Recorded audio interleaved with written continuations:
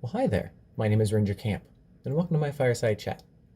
This may look a little different than what you're used to seeing from the National Park Service, but let's be honest, everything looks a little different right now. With everyone staying home, trying to stay safe and stay healthy, we know it's hard to engage with some of your local park units. And this makes us particularly sad as next week is National Parks Week. But just because we're staying home doesn't mean we can't stay engaged. Part of National Park Week is National Junior Ranger Day, and anyone who's been a junior ranger knows that one of the best parts of that is the interview you get to do with a park ranger. Who would have guessed it, but I happen to know a few park rangers, so we wanted to give you the opportunity to engage with them, even from the comfort of your own couch. And in the spirit of what I do, interpretation, I'd like to interview the woman who holds us all together at Saguaro National Park Interp, Andy Fisher. Let's go ahead and give her a call. Hey there, Andy. Hey, Ranger Jordan, how are you? I'm doing well. How are you doing? It looks beautiful out there. You know, it's a pretty nice day here in the Sonoran Desert. Yeah, usually is. For us that live here, even those summer days can be great. I already said it, but would you go ahead and tell me what your name is and what you do at Saguaro National Park? Sure, my name is Andy Fisher, and I am the Chief of Interpretation at Saguaro National Park. Wonderful. And how long have you been at Saguaro National Park? You know, I've been working for the National Park Service for about 20 years now, but since about 2011, I've been here at Saguaro National Park in Arizona. Interesting. And did you step in day one as a chief of interp? Yeah, actually, that was my first job here at Saguaro. When I started in the National Park Service 20 years ago, though, I was very much on the front lines like you are, Ranger Jordan. I was out doing programs and leading guided hikes and meeting people in the visitor center and helping them plan their trips. So that was that was how I got my original start. Awesome, awesome. Well, I know a little bit about your background, but for everyone watching, would you mind sharing other positions that you have and any that stood out among the rest other than interpretation?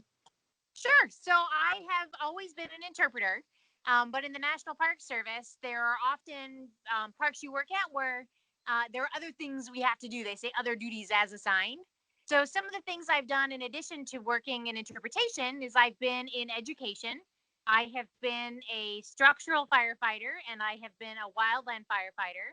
I have been a part of search and rescue teams.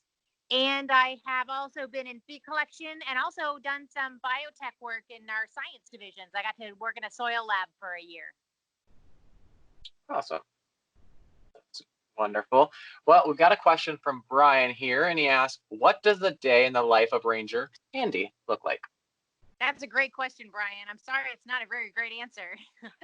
Because I now work as the chief of interpretation, that means that it is my job to do a lot of the administrative stuff. So, a lot of my job includes communicating with our national offices in Washington, D.C., or with our regional offices in Denver, Colorado.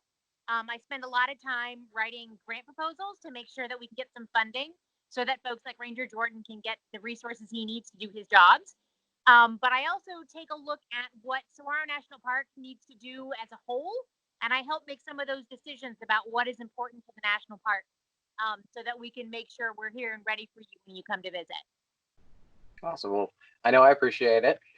Wonderful. We got another question. This one, we got a few of these, but this one's from Tim. Who or what inspired you to be where you are today? Oh, that's a fun question, Tim. Um, I have to say, my mom. I always grew up camping, and our family vacations were camping family vacations. And she was my Girl Scout leader. And so she often had ideas like, hey, let's learn how to backpack. And so, because of my mom, I learned how to hike and I learned how to backpack and I learned how to canoe. And I learned that I really love to travel. So it was a pretty obvious fit for me to become a park ranger once I made some decisions about what I wanted to be when I grew up. And one of the fun things for my mom is that now that she is retired, she actually volunteers for the National Park Service, and she is also an interpreter. So when she travels from different parks in their motorhome, which is how they live, she actually works for the National Park Service now too. So that's kind of fun. It was one of my prouder moments to watch my mom actually become a National Park Service volunteer. That's awesome. Wonderful.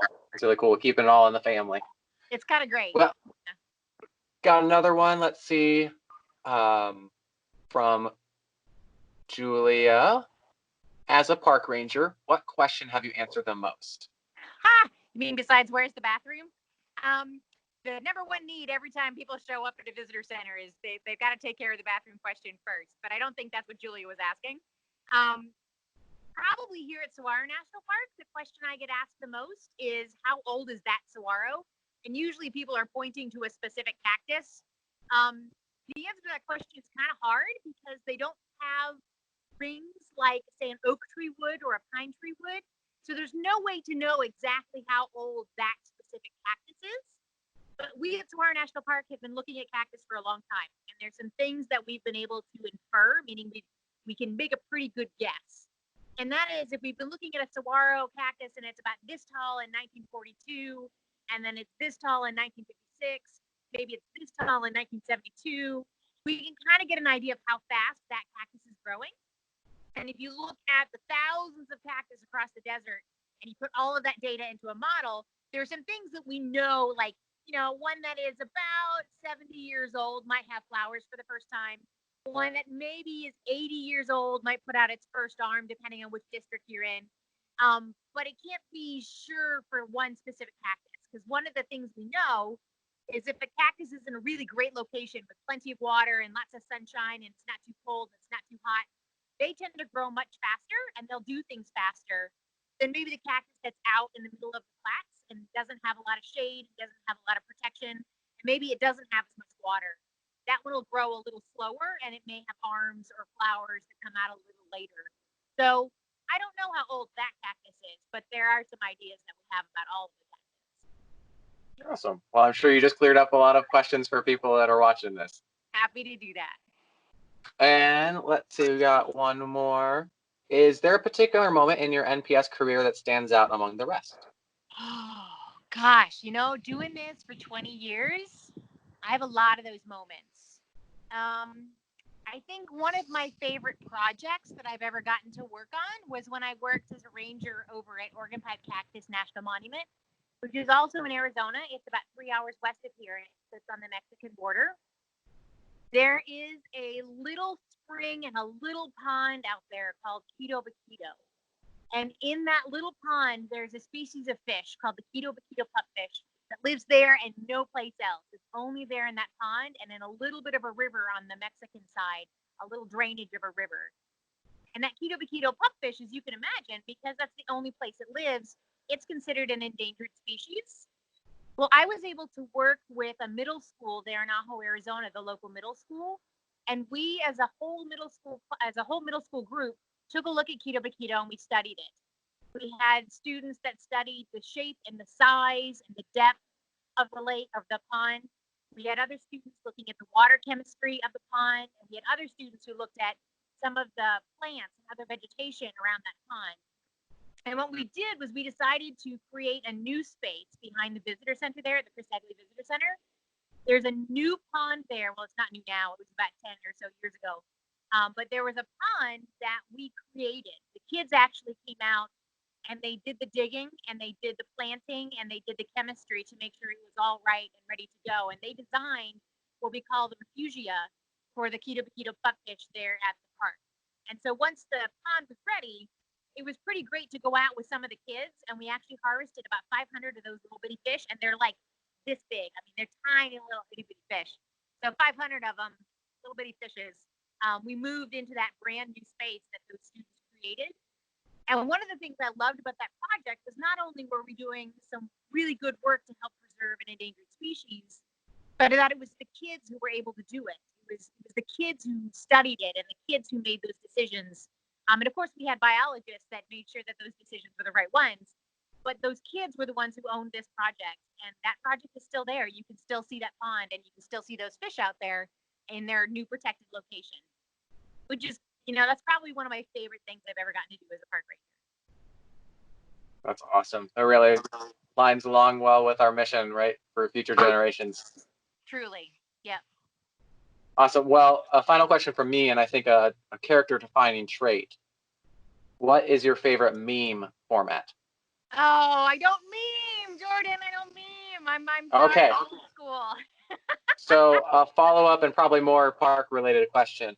I know that you've been at Saguaro National Park for a long time, but we tend to use the hashtag find your park for a lot of people. Is there any other NPS unit that you would call home or consider home?